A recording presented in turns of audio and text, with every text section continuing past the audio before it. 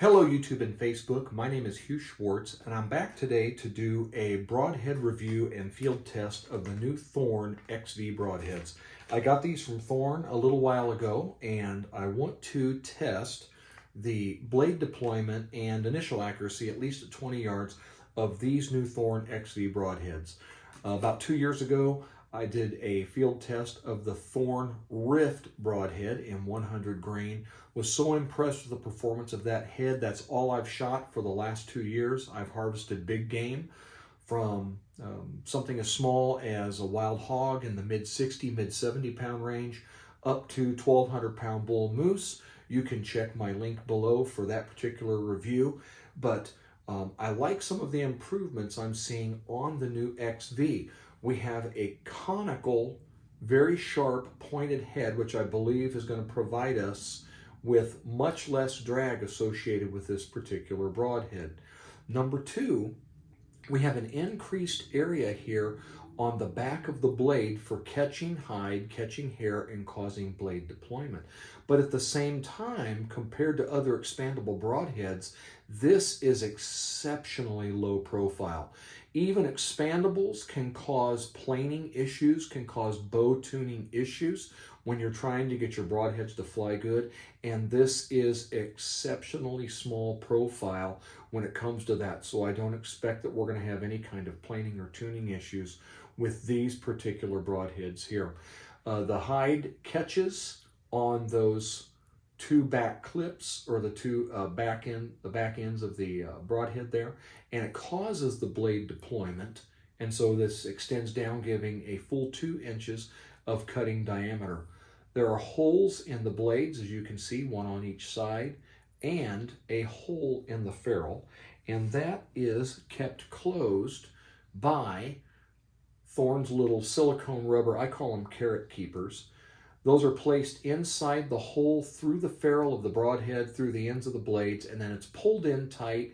There's a little skinny spot there, a little detent that helps to pull that in tight. Use your pocket knife and cut that off. That keeps these blades closed in flight, closed in your quiver.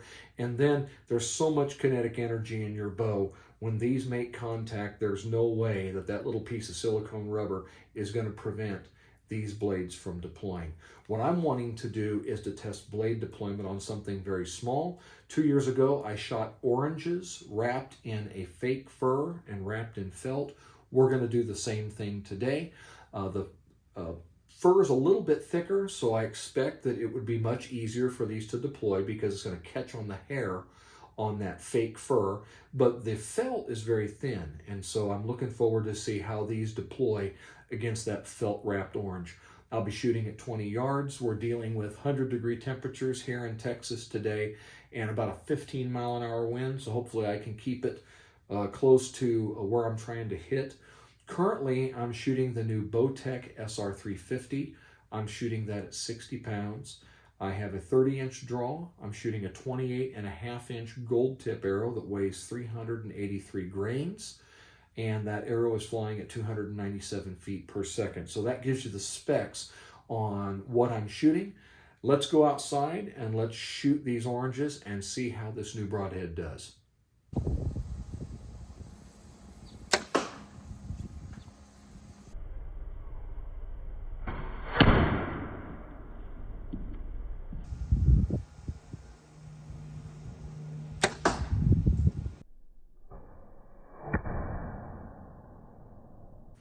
All right, we're back to take a look at our results. As you can see from the film that we shot, I got the oranges but didn't quite hit where I wanted to. I'm going to blame that on the wind today.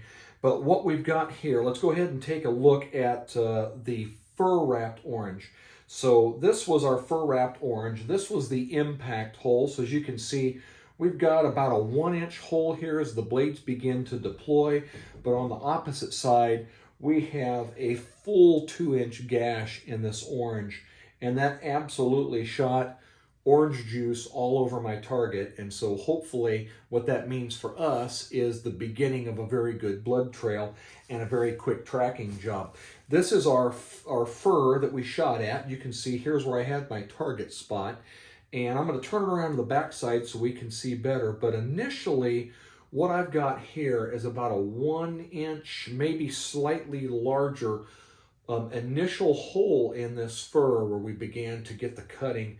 And then, as you can see, on the exit side, I've got a hole that's actually greater than 2 inches here. This is a huge wound, and again, hopefully yielding us a very fine blood trail. I'm very impressed with this performance, and just based on that alone, I would be ready to take this thing to the field today. We then shot at a second orange that was wrapped in felt. So here's our second impact, and we can see again we've got about a 1 inch, maybe a little larger 1 inch hole. And then as far as our exit wound is concerned, again, a very large hole for the exit. Again, I had spray all over my target from this particular orange as well. Here's our felt, and you can see there's my target spot. So here's our hole initially, about 1 inch again for the initial hole where the blades are just beginning to deploy. But on the exit hole, again, we have a huge, again, 2 inches, maybe a little bit larger exit hole. So I'm exceptionally impressed with the performance of this particular head. I'm ready to give them a try. I've got a bear hunt coming up in about 3.5 weeks. So hopefully you guys can check back in later and see pictures of me being successful with that.